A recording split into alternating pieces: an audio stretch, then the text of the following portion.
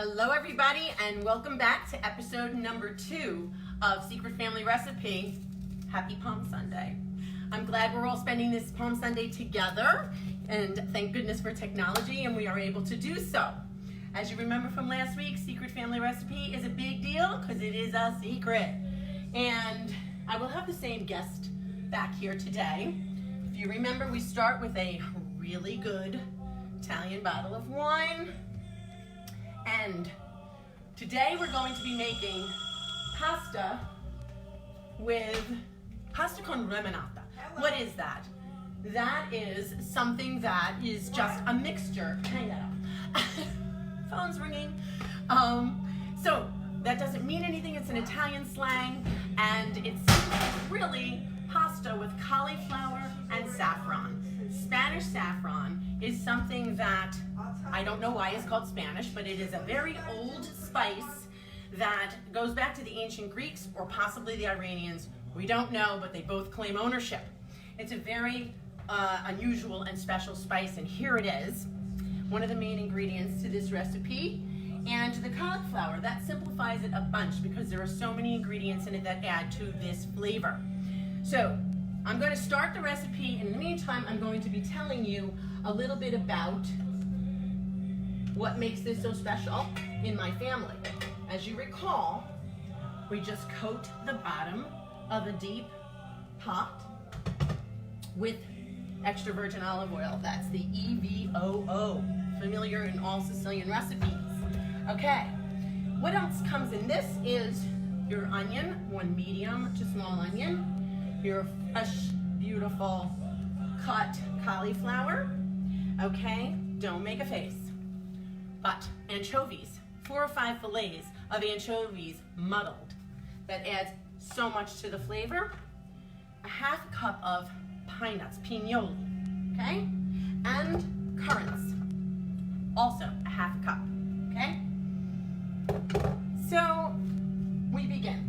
The oil is warming. We're going to let that get nice and warm. I'll tell you a quick story. Once upon a time we celebrated my mom's birthday about 20 years ago, and Michael worked at the 21 Club, which then he went on to work at Windows on the World.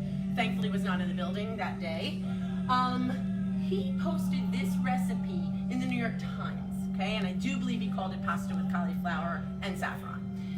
My mom thought that there was something not correct with that recipe, so he came out from the kitchen in his white coat, talked to her, and then inadvertently sent her an autographed cookbook, which is pretty cool.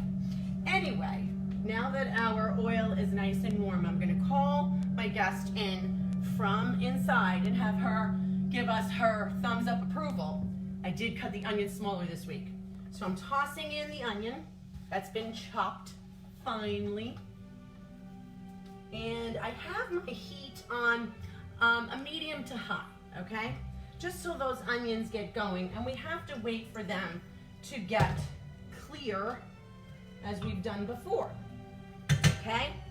I'm going to, in the meantime, while I'm waiting for those onions to get clearer, I'm going to tell you a little bit about my guest, my mom. She was born in 1929, the 4th child and youngest of Sicilian immigrant parents who came here in the early 1900s, started businesses, bought real estate, which is probably why I'm in real estate, and made a life from this. They learned to speak English throughout this time and only spoke English in the household because they were proud Americans. She worked until she was 71 years old. And what I remember about my mom and cooking is that she'd come in from work with bags in her hand, high heels on, and cook with her high heels on. And all we had to do was set the table and unset the table. And she would make these 2-course meals every night. We begged for a piece a night. Never really happened. So, okay, now that these onions are cooking, I'm going to keep it on a medium, all right? I've muddled my anchovies, okay? When she retired at 71, they replaced her with 2 men to do her job. That's right. Okay, Mom, can you come on in and help me? My audience really likes you. Okay, I muddled the anchovies. Is that enough? Yes. Okay. So, can I put them in? Yes. All right. Adding them in. Melt them right in with the onion. She said melt them in with the onion. So, I'm going to let her do the tossing around because she has a certain way of doing things and she prefers her way. Okay. Oh, Mom, cheers. Okay. Nope, you're the 11. She's the 11 because she's better than a 10. Chin chin. Chin chin. Here you go. Okay. So we're tossing that anchovy in there and it is making such a delicious odor. You will not see little bones or anything like this. It is muddled up and it's just a paste and it makes a delicious flavor. That combined with this Spanish saffron, unbelievable. The onion could have Okay. been chopped more finely. Oh, the onion's still not chopped. Enough. Can I put the cauliflower in? Not yet. Not yet. Wait a moment. Can't wait that long. Okay. Okay. All right. I got the green light. So I'm putting the cauliflower in. Just cut them more. I Yeah. should have cut them more. Yeah. Okay.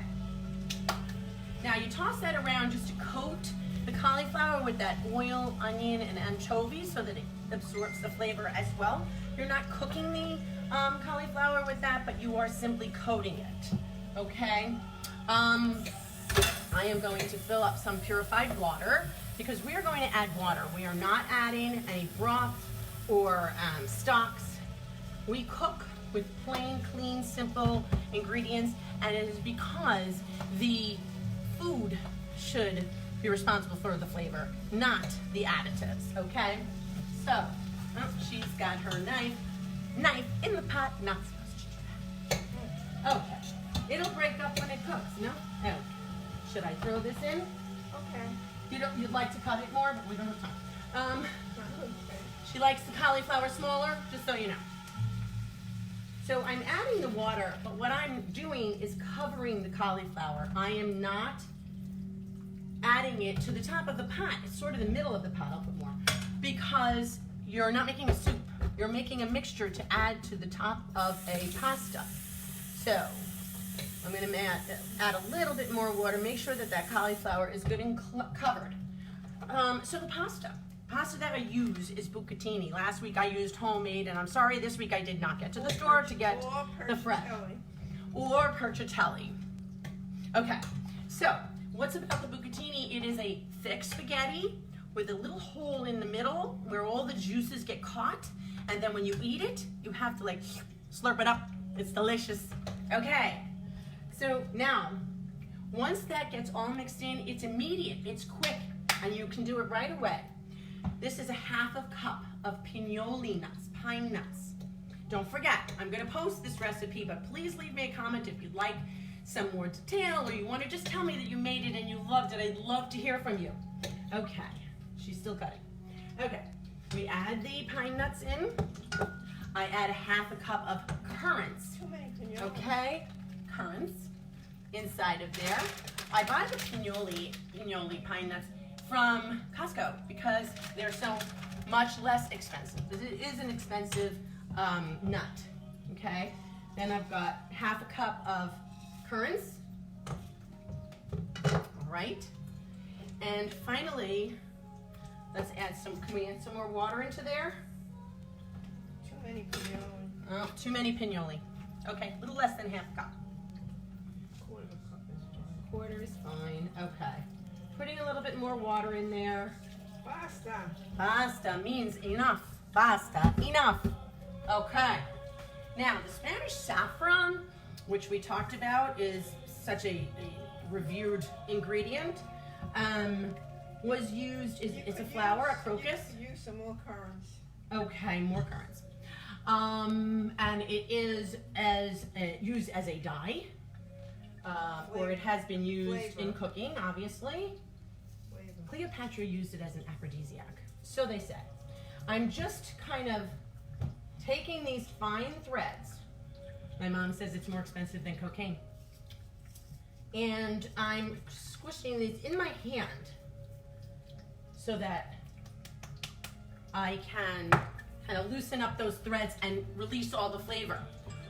Once that all cooks together, it comes to a boil, and then I leave the pot covered, I hope, until it comes to a boil. Then I take the cover off a little bit and let it kind of cook down. We just want the topping, okay? We don't Did you want... put the salt? I did not put salt, so let's put the salt. Salt for flavor. We lightly salt, a little more. Okay. And some pepper. She doesn't really like pepper, but I do. Just a little bit. Too many pine nuts, I know. Okay, so now the heat is going, it's on a high, medium to high. I'm covering it. I want to bring it to a boil, but being careful that as soon as it comes to a boil, I take it off. Okay, that is it. That is everything. So now, let me show you what this winds up looking like.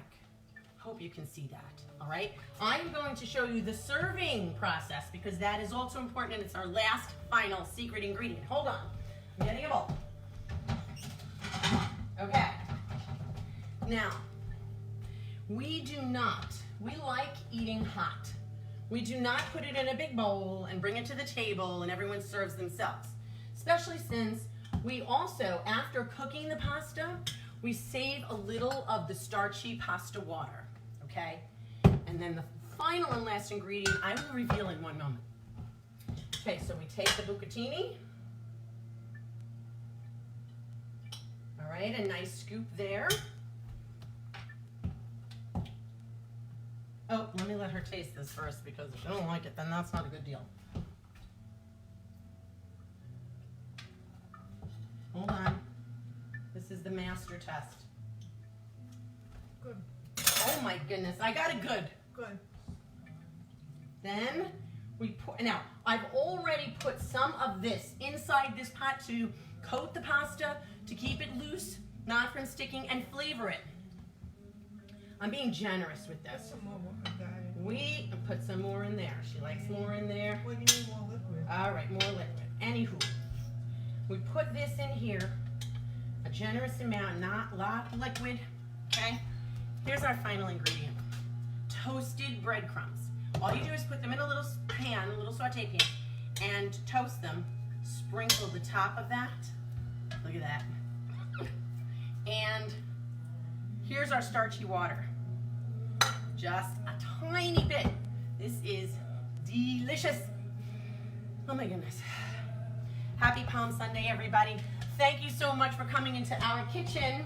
I usually show other people's homes, but now I'm showing mine. Chin chin. Chin chin. Happy Palm Sunday, everybody.